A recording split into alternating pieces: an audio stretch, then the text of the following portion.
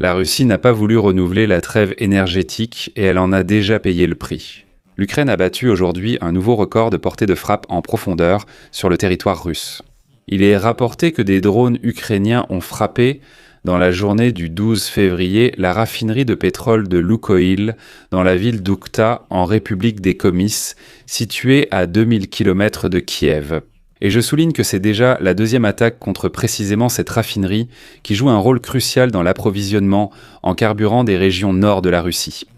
De plus, la raffinerie Volgograd Neft et Pereработка a complètement arrêté son activité à cause d'un incendie provoqué par une attaque de drone.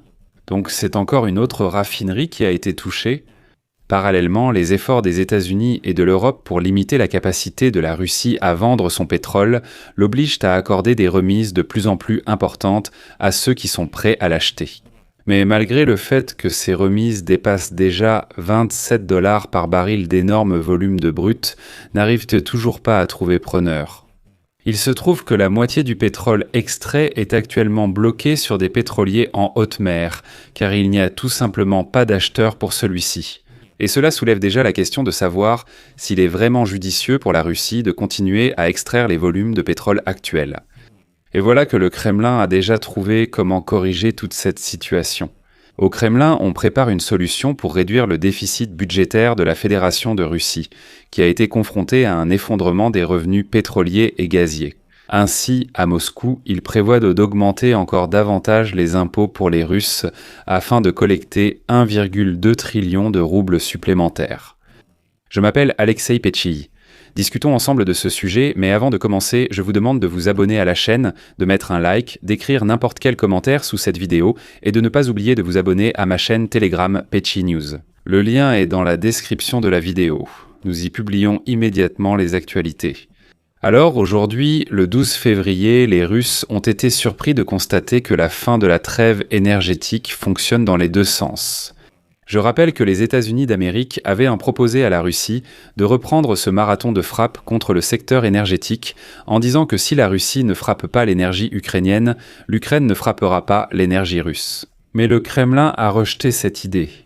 Eh bien, si la Russie frappe le secteur énergétique ukrainien, il est logique que l'Ukraine ait également repris les frappes contre le secteur pétrolier russe.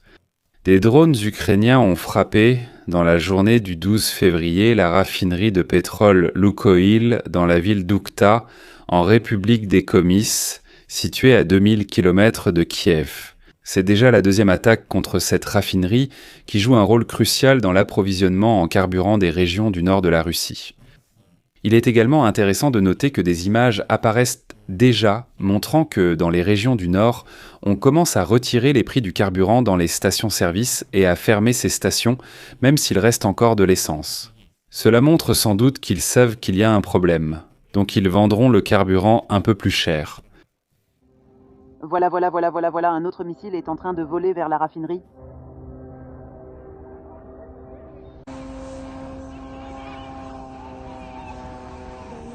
Putain! Merde.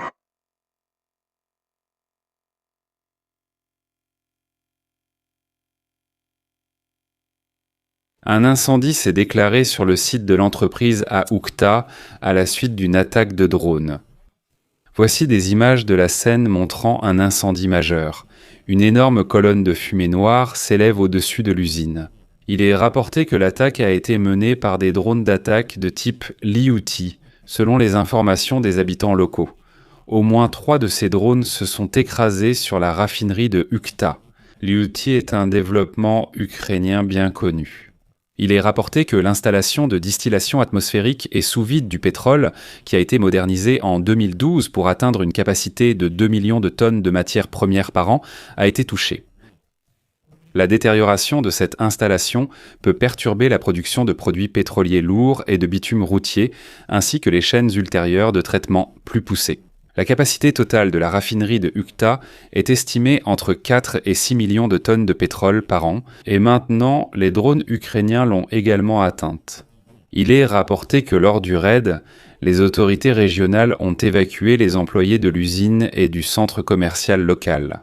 Rosaviatsia a annoncé la fermeture de l'aéroport d'Oukhta pour garantir la sécurité des vols.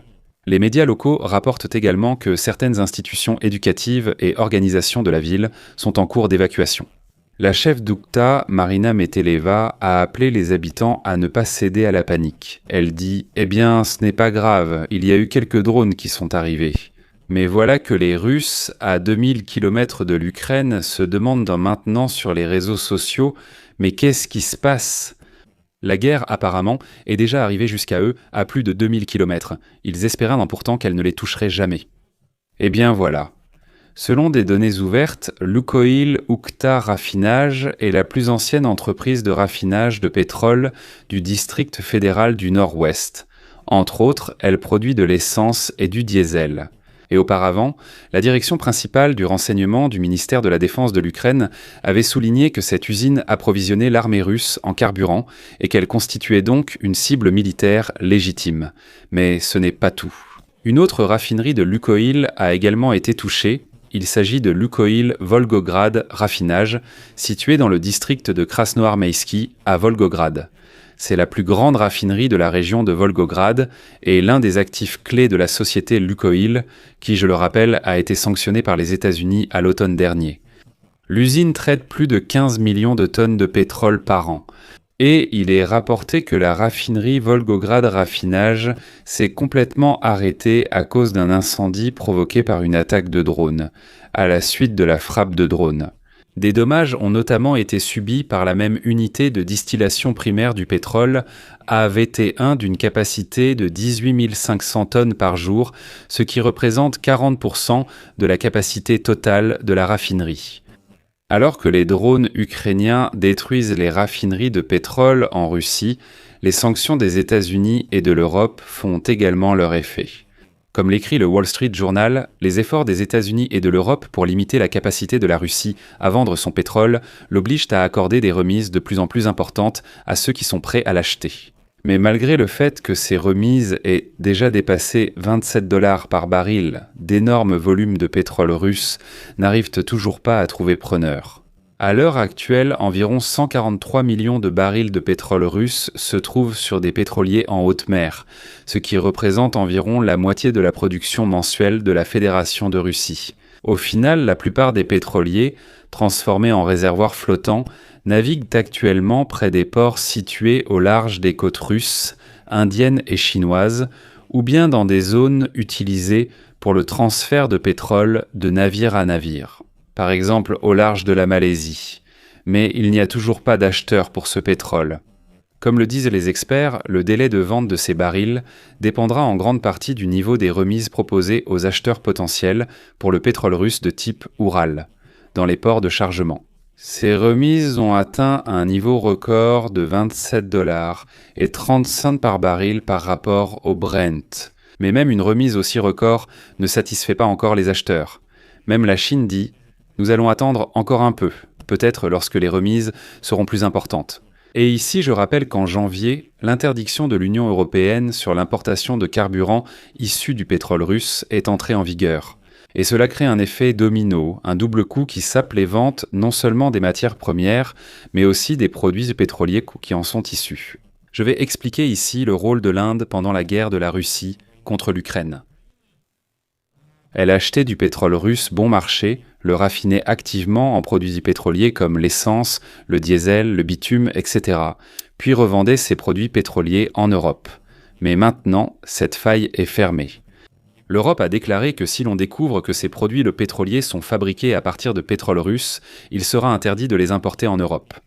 Les revenus pétroliers et gaziers du budget russe ont atteint en janvier leur plus bas niveau depuis le début de la pandémie de Covid. Et il est important de noter que le Kremlin est manifestement préoccupé par la détérioration de la situation budgétaire, qui coïncide également avec l'arrêt de la croissance de l'économie russe. Alors que les dépenses de guerre ne diminuent pas, Poutine doit et est prêt à continuer à faire la guerre. Mais au Kremlin, ils ont déjà trouvé où prendre l'argent. Ils disent « Il n'y a pas de revenus du pétrole et du gaz, il faut dépenser pour la guerre, alors où trouver de l'argent ?»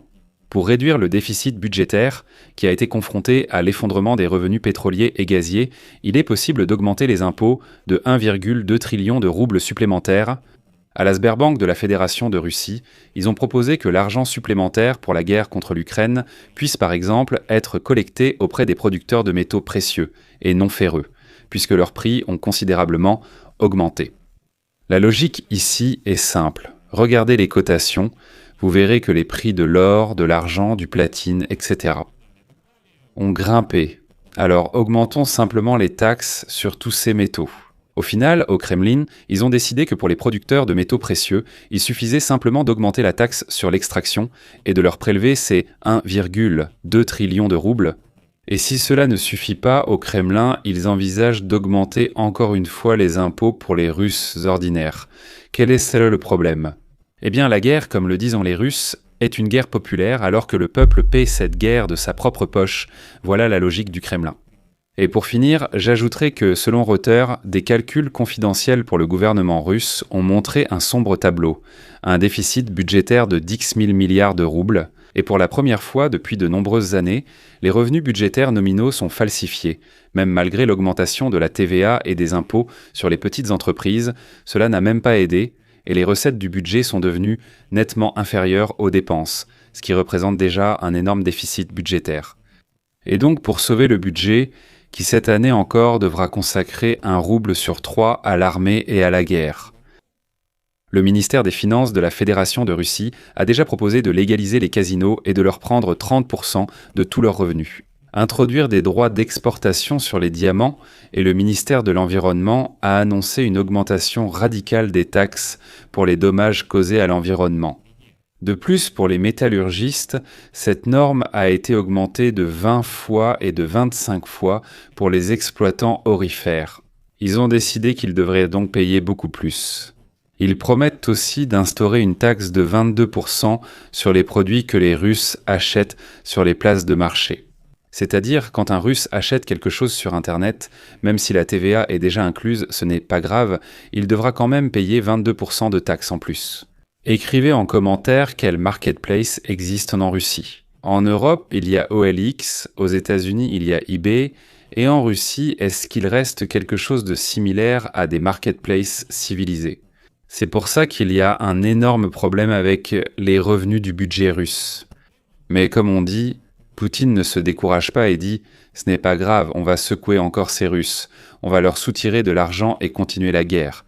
Je vais mettre des points de suspension ici. » Donnez votre avis, écrivez vos conclusions dans les commentaires sous cette vidéo, abonnez-vous à la chaîne, cliquez sur la cloche et n'oubliez pas de mettre un like. De plus, si cette vidéo vous a paru intéressante et utile, vous pouvez soutenir le travail de cette chaîne YouTube par votre don, votre abonnement payant ou votre abonnement de sponsor, en utilisant les liens et les coordonnées dans la description de cette vidéo. Il y a différentes plateformes, je suis sûr que vous pourrez choisir celle qui vous convient le mieux. Je vous serai reconnaissant pour tout soutien de votre part. C'est tout pour aujourd'hui, prenez soin de vous, au revoir à tous.